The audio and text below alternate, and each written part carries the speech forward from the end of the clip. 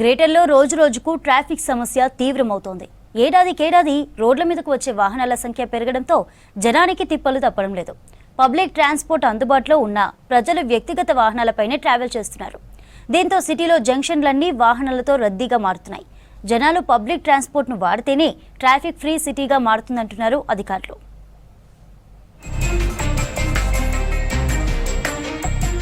భాగ్యనగరాన్ని traffic సమస్య పట్టిపీడిస్తోంది.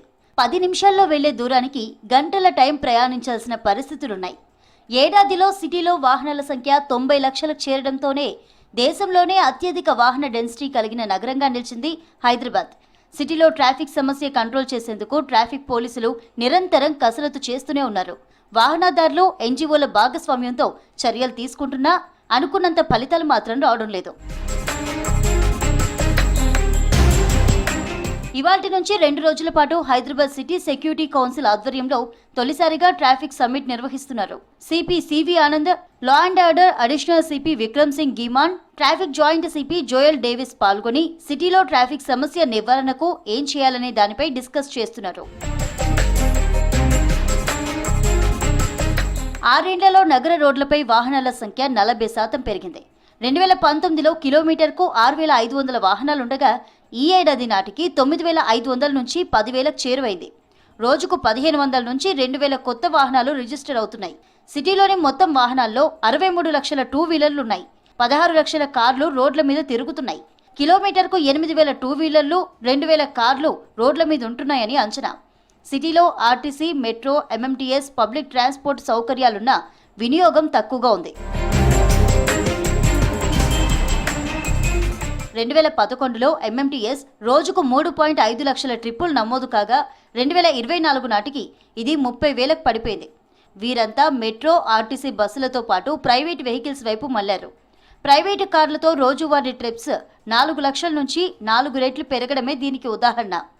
దీంతో పాటు సిటీలో వర్షాకాలంలో రోడ్లపై వరద ఆగుతుండటంతో తీవ్రమైన ట్రాఫిక్ సమస్య ఏర్పడుతోంది. ఈ సమస్య ఎక్కువగా IT corridor, old city, Panjagutta, Somajiguda, Begumpet, Ameerpet, Kukatpally ప్రాంతాల్లో ఎక్కువగా కనిపిస్తోంది. ఫైన్లు, వాహనాల తనిఖీలు ముమ్మరంగా సాగుతున్నా చాలా మంది వాహనదారులు ట్రాఫిక్ రూల్స్ బ్రేక్ చేస్తూనే ఉన్నారు. ముఖ్యంగా రాంగ్ సైడ్ డ్రైవింగ్, హెల్మెట్ లేకుండా రైడింగ్, రాంగ్ పార్కింగ్ వంటి సమస్యలు ట్రాఫిక్ జామ్లను తీవ్రతరం చేస్తున్నాయి. చాలా ప్రాంతాల్లో ఫ్రీ లెఫ్ట్ను బ్లాక్ చేయడం సాధారణంగా మారడంతో ఈజీగా వెళ్లాల్సిన వాహనాలు కూడా రోడ్లపై ఆగుతున్నాయి. కొన్ని హోటళ్లు, షాపింగ్ మాల్స్ ముందు కస్టమర్ల వాహన పార్కింగ్లు రోడ్లపై వెళ్లే వాహనాలకు ఇబ్బందిగా మారుతున్నాయి. సిటీలో సగటు వాహన వేగం 2024లో గంటకు 17 నుంచి 18 కిలోమీటర్ ఉండేది. ఇప్పుడది 24-25 కిలోమీటర్లకు పెరిగింది. అయినా ఇప్పటికీ ఇది సాధారణ వేగం కంటే తక్కువే.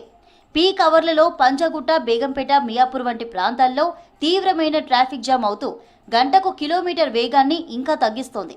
పోలీసులు తీసుకుంటున్న చర్యలు సిటీలో ట్రాఫిక్ ఒత్తిడిని తగ్గించేందుకు పోలీసులు కష్టపడుతున్నారు. అయితే ట్రాఫికింగ్ సిబ్బంది కొరత వారిని వేధిస్తోంది. ఈ సమస్యకు ప్రత్యామ్నాయంగా ఇటీవల హైదరాబాద్ సిటీ సెక్యూరిటీ కౌన్సిల్ ఆధ్వర్యంలో ట్రాఫిక్ మార్షల్స్ను నియమించారు. ట్రాఫిక్ వాలంటీర్లు, పోలీసులు కలిసి ట్రాఫిక్ సమస్య పరిష్కారానికి పనిచేస్తున్నారు. అలాగే ఆపరేషన్స్ పేరుతో ట్రాఫిక్ నిర్వహణను మెరుగుపరిచేందుకు యత్నిస్తున్నారు. కెమెరాలు, గూగుల్ సహాయంతో ట్రాఫిక్ను మానిటరింగ్ చేస్తూ ఎప్పటికప్పుడు వాహనదారులను సోషల్ మీడియాలో అలర్ట్ చేస్తున్నారు. స్మార్ట్ ట్రాఫిక్ మేనేజ్మెంట్లో భాగంగా వీలైనంత ఎక్కువగా ఆటోమేటెడ్ సిగ్నల్స్, డ్రోన్ కెమెరాలు వినియోగించడం, గూగుల్ సాయంతో ట్రాఫిక్ను మానిటర్ చేస్తూ ఎప్పటికప్పుడు పబ్లిక్ను సోషల్ మీడియాలో అలర్ట్ చేస్తున్నారు. ట్రాఫిక్ సమస్య పరిష్కార బాధ్యత కేవలం పోలీసులదే అనుకోకుండా సిటీ పబ్లిక్ కూడా తమ వంతు సహకారం అందించాలంటున్నారు ఉన్నత అధికారులు.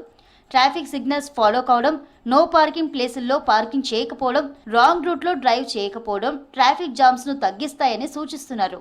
వీలైనంత వరకు ప్రతి ఒక్కరూ పబ్లిక్ ట్రాన్స్పోర్ట్నే వాడాలి. అలాగే లింక్ రోడ్డు, స్లిప్ రోడ్లను డెవలప్ చేయడంతో ట్రాఫిక్ రద్దీని తగ్గించవచ్చు.